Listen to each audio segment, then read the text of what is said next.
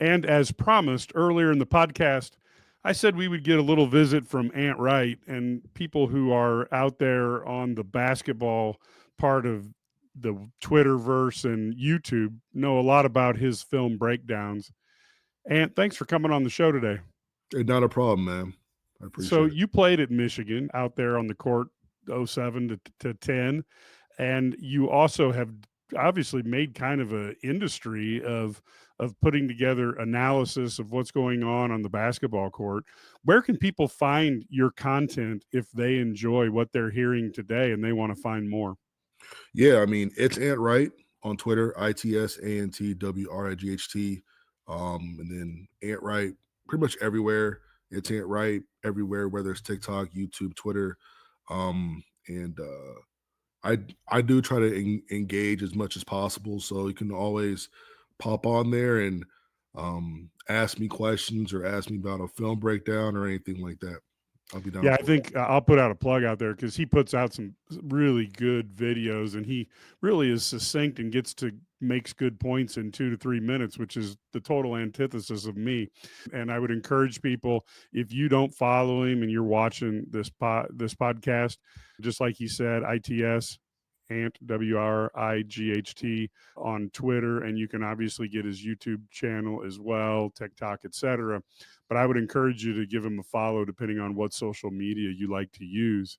I'll say this too. You have to give a warning. Like, I don't care about feelings. I say what I want to say, and just know that there will be times where I piss you off.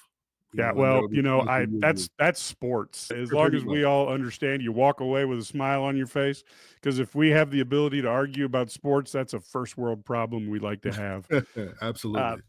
at Illini guys, we look a lot very myopically at Illini from the inside out. What has Right. Brad Underwood from the outside looking in? What type of reputation does Brad Underwood have, and what's the perception of the Illinois basketball program right now? Well, I'll say this: when he first came in, uh, I was like, okay, I get it.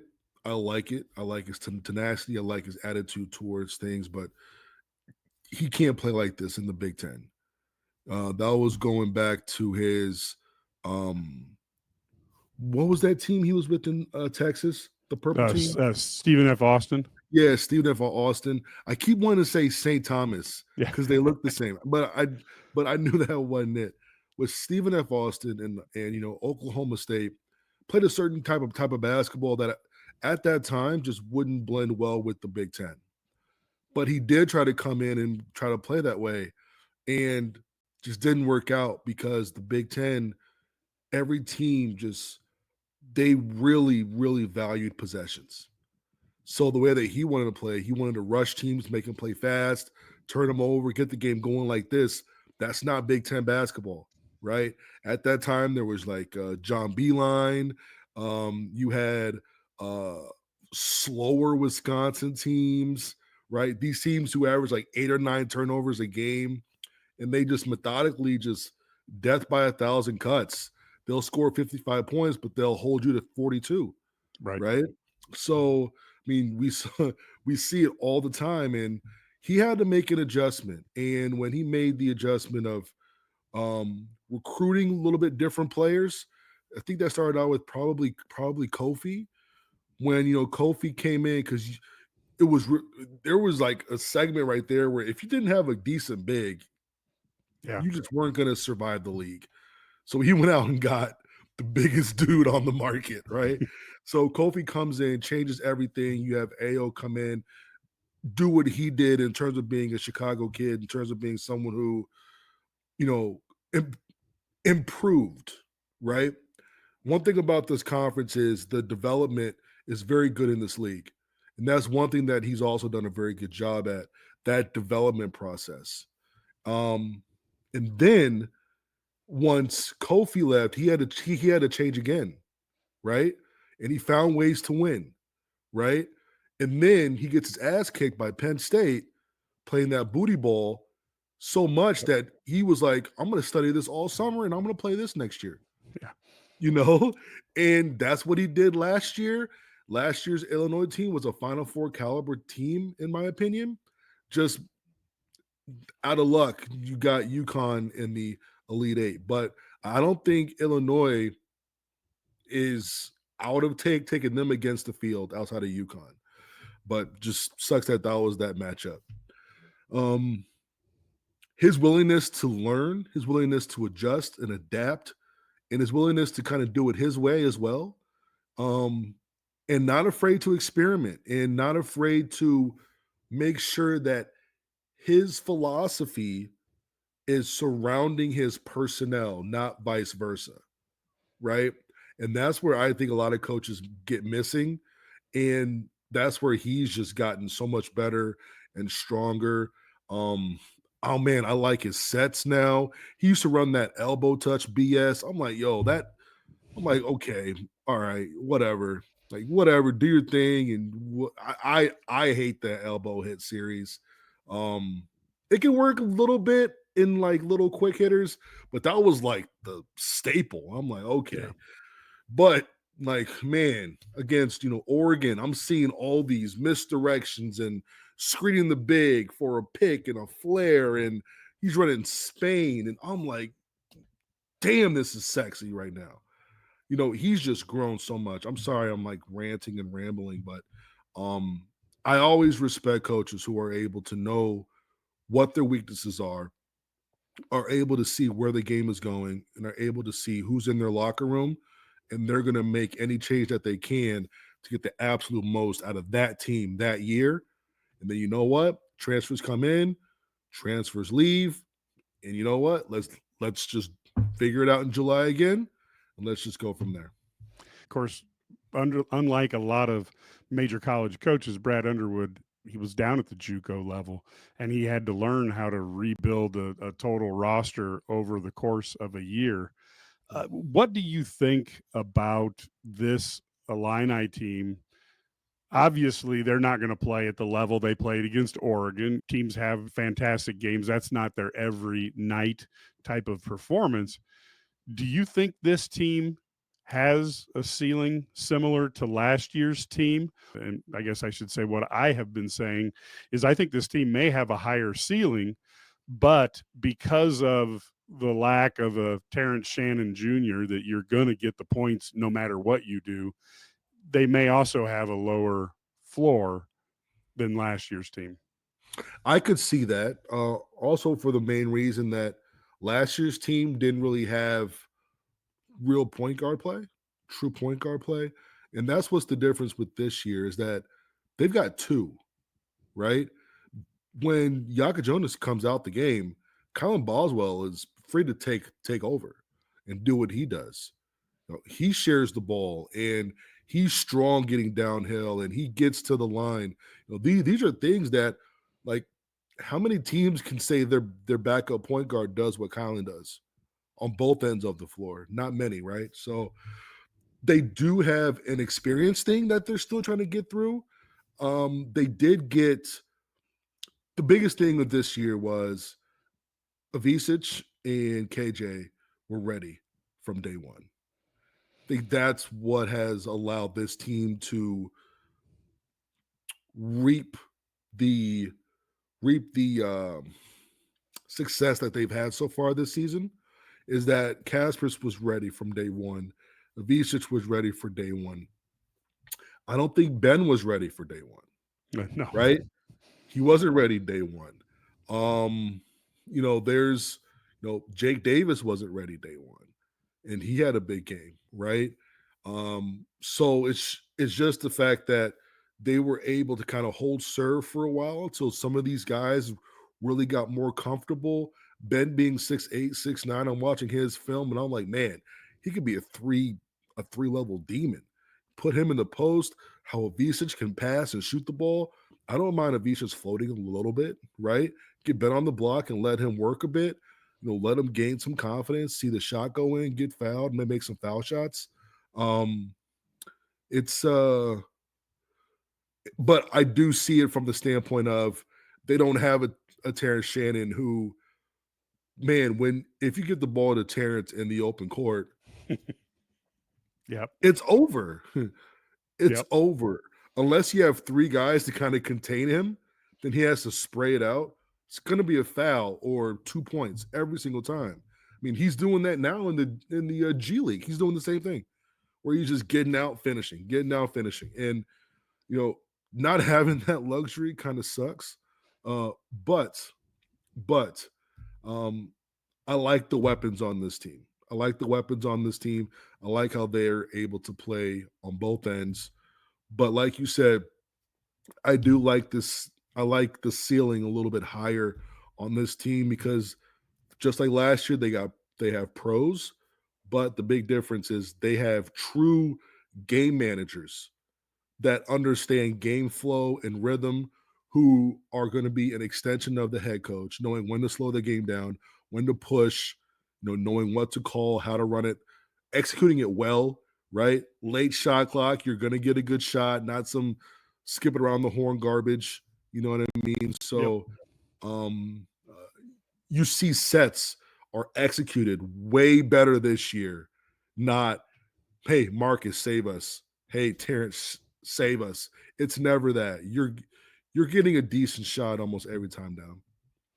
So when you look at this Big Ten, do you have it down to two, three, four teams that you think are going to end up being at as the cream of the crop this year, or is it still unclear in your mind's eye? There is definitely a top tier for me. I do want to put maybe five teams are in that top tier, and there's like 2 or 3 other teams that are like right there, real close to it. I think top tier teams are going to be Illinois, Michigan, Michigan State, UCLA, and nobody's talking about them, but I think Wisconsin's in there too. Wisconsin has 3 losses. They're all to teams in like the top 15 of the net, right? And it's just one of those things where it's like, hey, look, that team is a good ball club. Good ball club. Got John Blackwell, John Tanji, who are playing very, very well right now. I mean, that's a good team. And I think UCLA just lost to Nebraska, but UCLA is going through some injuries right now. Didn't have their starting power forward, but in my opinion, they're the best defense in the league. Any thoughts on how adapting to this NIL world, is going? I know we're seeing a ton of coaches just step aside. Tony Bennett, Get out Larinaga. the way. Get out. Get your ass out the way. Get out. Move. If you don't want to buy into it, get out of here and let someone younger or let someone else older who wants that challenge. You know what I mean? Like Yep. you wanna bitch and complain and do all these things. Yo, go retire. You got enough bread. Go. See you later. And then all these coaches who did have it under the table are now struggling a little bit. You know, Calipari, right? Yeah. So, like you're about to see a couple more coaches, I think, step down over the next couple years because the game is just passing them up. And when it comes to NIL and all these things, it's either you got the money or you don't. And you have to put people in the right positions to make sure that your program has the money. It's not just up to the head coach. Like you have to have a department of like people who are calling boosters, and you got to have a general manager, and you got to do all these things for from year to year to make sure one, your money is right, and you got to retain the guys you want to retain on the team. That's the name of the game now. I'm tired of people complaining about it. It's not going to go back. Like, the door is open. Yep. The door is wide open now. It's either you're going to have to buy in or get out. Done. I never understood, even as guys who were my age, like Brian Bosworth, it always seemed unfair to me to watch all those 44 jerseys across the United States when he was playing linebacker for the Sooners. Why couldn't he get $4 or $5 per jersey? I'm not talking about making him an infinitely wealthy guy, but if you would have done that for athletes and given them a little bit of a stipend based on all the people who were sitting in the stands, I don't know that it would have got to this, and it would have been fair for decades prior. They NCAA screwed up royally. Not I'm not at all surprised either. Like they saw this coming and they're like, you know what? No, it's just got to hold serve. Like all you gotta do is do a little trickle, just a little bit. Slowly get to this point. But it's like we asked for a cup of water and they tore the whole dam down, right? That's how it felt. Yeah. What they did, and I'm just like, what are y'all doing? Like y'all could have made these changes 10, 15 years ago, where were like able to slowly get into what it should look like, and you'll get to learn as you're going on. What are the there's people are gonna have more agents, gonna have this, gonna have that. Well, let's set something up to make sure that these kids are getting ripped off. Let's set something up so these kids are getting lied to, right? Let's make sure that there's these types of contracts out there where if a kid's supposed to get 50K, it's getting 50K. Not, hey, I'll promise you 50 and you really got $300. Like that's an issue. Then like now you got kids sitting out. You got kids playing, this is like football, but playing 3 or 4 games and not getting their cut. And they're like, okay, I'm going to redshirt now. Yeah. You know what And I mean? I do think the other part that really interests me, especially like you're watching the CFP, there's still going to be obviously great teams. There's no doubt that's going to always happen. But I do think the guys who want to play are going to matriculate out of an Ohio State or an Alabama and go to another school because they want that opportunity. There's nothing wrong with their initial school, but only so many guys can be on the football field or the basketball court at once. Yeah. And I think that's going to make for a better product for the general fan to watch because I think you're going to see more teams that are capable of rising up and winning that big upset. What are your We thoughts on see that? it. We see it like we've already seen that when it comes to football. We just had someone at Ohio State who played 7 games, had to start, transfer to Indiana.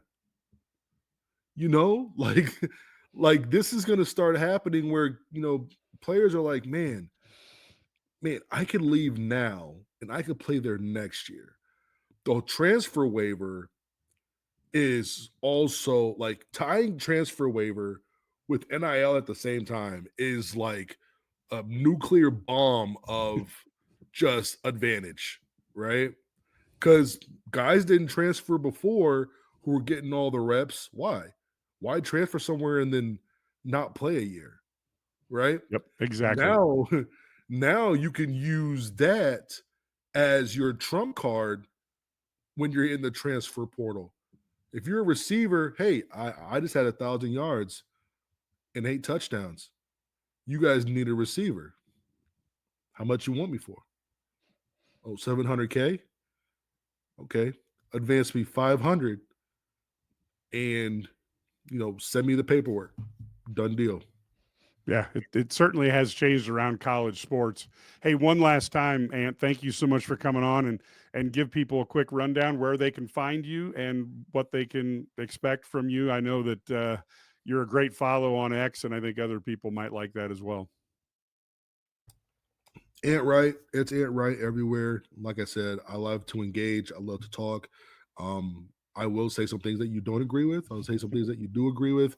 When it comes to my breakdowns, I try to avoid the fancy words that people use, and I try to explain things like as simple as possible, with a little bit of intricacy, just to make sure that you kind of understand things. But if you ever want me to break down a play, just send it to me, and I'll try to get to it as soon as possible. And yeah, I love the league. I love the Big Ten. I want to see them do well, and hopefully there's a national championship that comes out of the conference this year.